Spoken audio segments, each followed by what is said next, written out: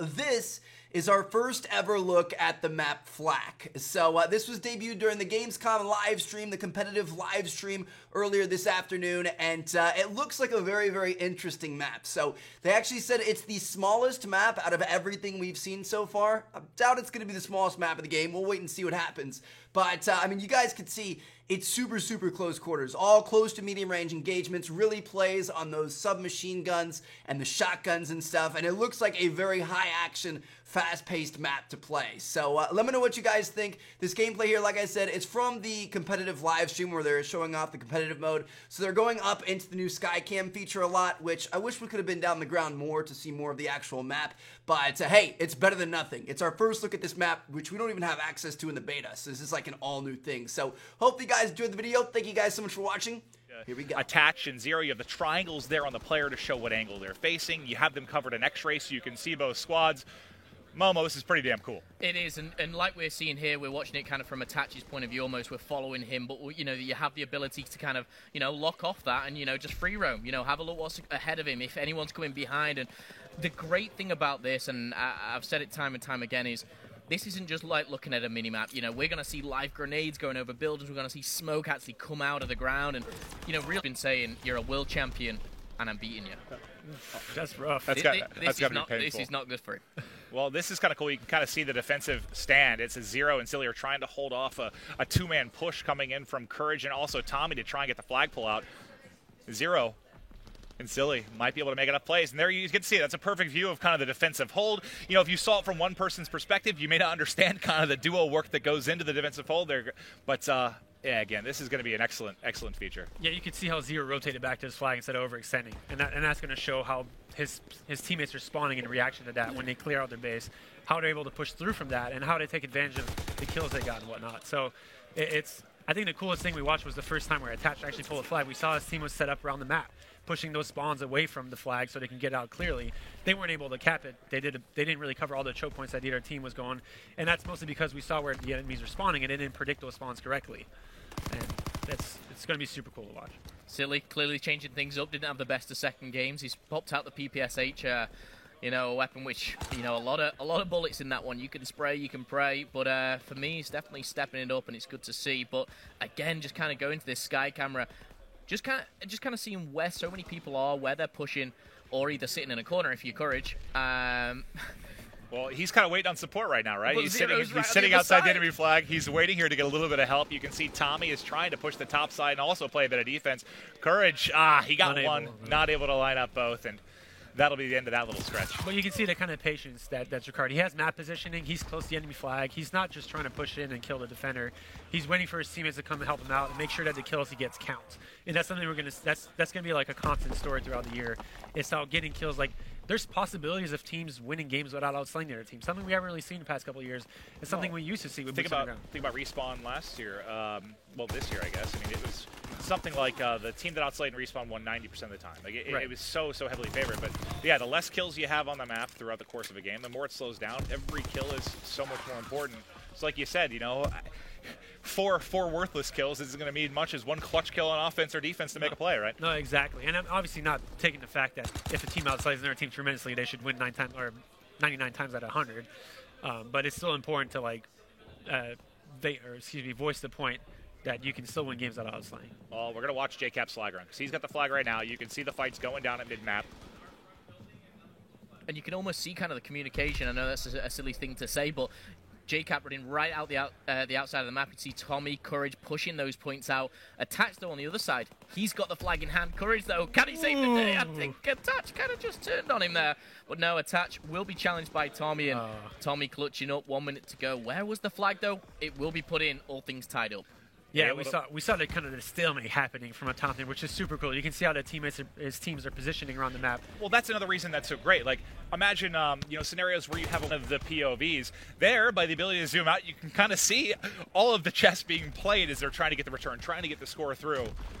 Very, very cool. And again, I haven't had to drive Codcaster the entire year, and I'm doing it today. So bear with me as I'm sort of getting back in the swing of things for the Sky Camera.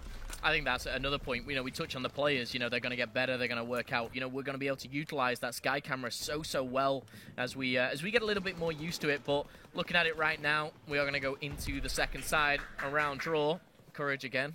He seems very excited about that one. He's not winning, but he's happy. Well, you got to remember, if you're new to Call of Duty Esports, you may not have seen this, but a couple years back, he had the opportunity to play in an all-star game with the pro players, and it was embarrassing. I believe that he only mustered up 1 kill across 3 maps.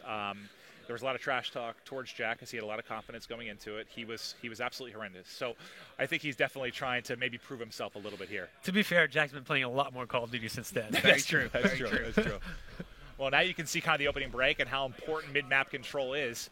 2 kills immediately go to Team Courage, and this could be a very quick flag pull. Courage, though, wasn't able to cover, I think it was Cap there as the opening push came through. Courage is still here just sitting in a corner, though. Now they're all cleared out. And you can see, the action is super fast. Flag Tower is, one of our small maps, like I said earlier. It's super important for teams to constantly be maneuvering around the map, pushing those spawns as deep as they can, because you really don't have much room to kind of maneuver around once you don't get those kills, and you're not taking advantage of pushing forward. And they can come back right at you and overextend from those side spawns and get to your base really fast. Well, here, let's take a look at the push. You see 3 players from the first-person perspective on X-Ray. 0, though, hitting from the other side. Let's kind of zoom it out and take a look at this push. Ooh, gets a kill. Courage turns around. See if he can make a play. They're trading kills, though. Can Silly make it? This is where... It's a big kill by Silly. Still unable to do it. Well, there you see him clear out the defensive end of things. Yeah. We'll hop to Dave's POV now. It was, as you can see there, you kind of saw Team Courage kind of rotate back to their base, make the right plays to cut off the flag, and clear out the opposition. And I think from a Skycam point of view, it was cool to watch. Obviously, one thing that's to be noted is that we're spending a lot of time in Skycam right now. One thing that we'll probably do during the year is spend a lot more time in first person and kind of use Skycam in positions. Exactly. When I first saw this, the way I kind of viewed it is 90% of the time you're still going to be in the first person perspective that everyone plays at home and everyone enjoys, right? But for those key moments, again, like a spawn out, a flag run, a break and search, maybe a 1v1 at times, there's certainly some moments that I think, because I know for me, for Hardpoint, when I've talked to new viewers, it can be a little tough to digest at times. It's really fast-paced. It's hard to understand the spawns if you're not used to staring at the minimap at the top left like we are. I think the big thing, back to what you and Michael were saying, is it's going to go a long way to, I think, making the game easier to digest. And I think for Codcaster, that is one of the single most important things. Make it easy to watch, right? Right.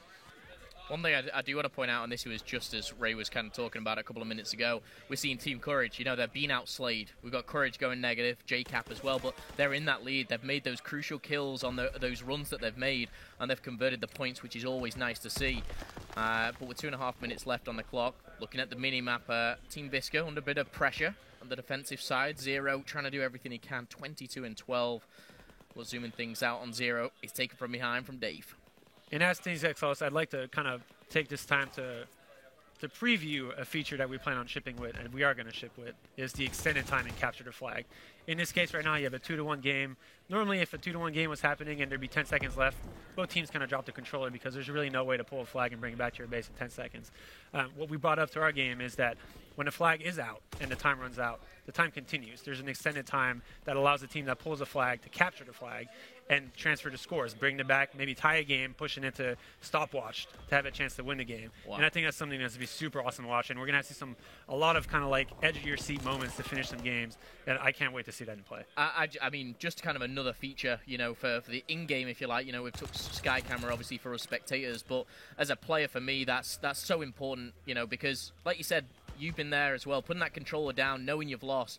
It goes down to that last second, you pull that flag, and it's now or never. You've got to, convert that one time. For me, I like it because it adds drama, right? It adds a sense of urgency. You guys obviously brought Uplink into the fray back in Advanced Warfare. It's become one of the more entertaining modes, and I think this is just something that adds a little excitement, a little drama to the end of rounds with CTF, which I think will always be a good thing.